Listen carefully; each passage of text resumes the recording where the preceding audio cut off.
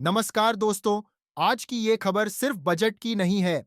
ये खबर है भारत की युद्ध तैयारी। ये खबर है भविष्य की लड़ाई किस तकनीक से लड़ी जाएगी। संसद की रक्षा मामलों की स्थायी समिति ने एक साफ संदेश दे दिया है। रक्षा अनुसंधान के लिए दिया गया हर रुपया जमीन पर दिखना चाहिए। और ये संदेश ऐसे समय आया है जब दुनिया हाइपरसोनिक मिसाइलों, एआई से चलने वाले ड्रोन स्वार्म और क्वांटम वॉरफेयर की ओर बढ़ चुकी है।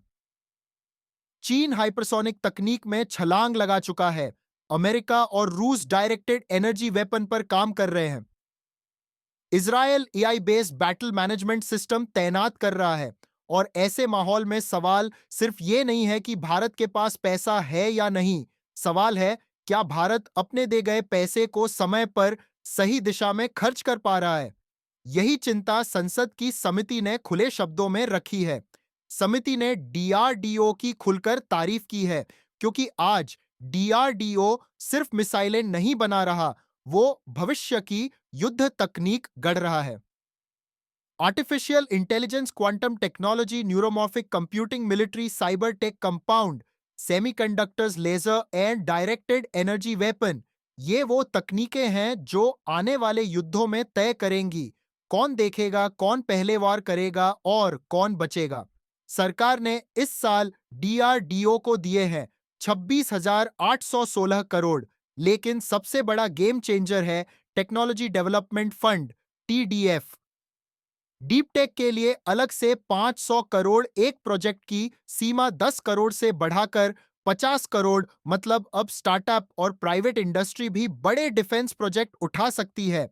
पिछले 3 साल में क्वांटम, एआई और रोबोटिक्स के 12 प्रोजेक्ट मंजूर हो चुके हैं।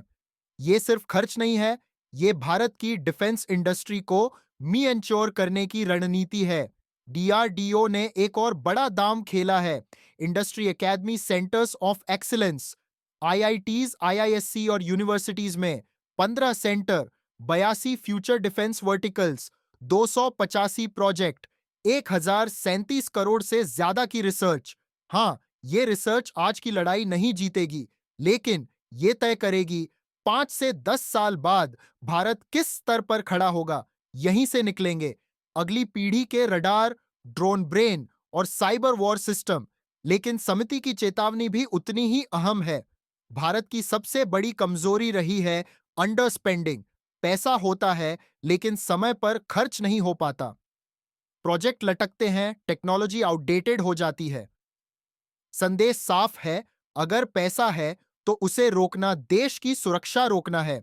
अगर फंड का पूरा इस्तेमाल हुआ, आयात पर निर्भरता घटेगी, प्राइवेट डिफेंस इंडस्ट्री मजबूत होगी, स्टार्टअप्स हथियार बनाएंगे, सिर्फ ऐप नहीं सेना को मिलेगी अगली पीढ़ी की टेक। और भारत सिर्फ ग्राहक नहीं बल्कि डिफेंस टेक लीडर बनेगा। ये आत्मनिर्भर भारत का सबसे हार्ड और सबसे जरूरी फ्रंट है। तो आज की खबर सिर्फ डीआरडीओ की तारीफ नहीं है, ये एक चेतावनी है, ये एक मौका है। क्योंकि आने वाले युद्ध सिर्फ सैनिक नहीं जीतेंगे, उन्हें जीतेगी टेक्नोलॉजी। और अब सवाल यह है, क्या भारत हर रुपए को हथियार में बदल पाएगा। ये तय करेगा भारत का कल। अगर आपको यह विश्लेषण पसंद आया हो, अगर आप ऐसे ही डीप जियोपॉलिटिकल और डिफेंस इंसाइट्स चाहते हैं, तो वीडियो को लाइक करें, चैनल को सब्सक्राइब करें और इस चर्चा को आगे बढ़ाने के लिए कमेंट जरूर करें।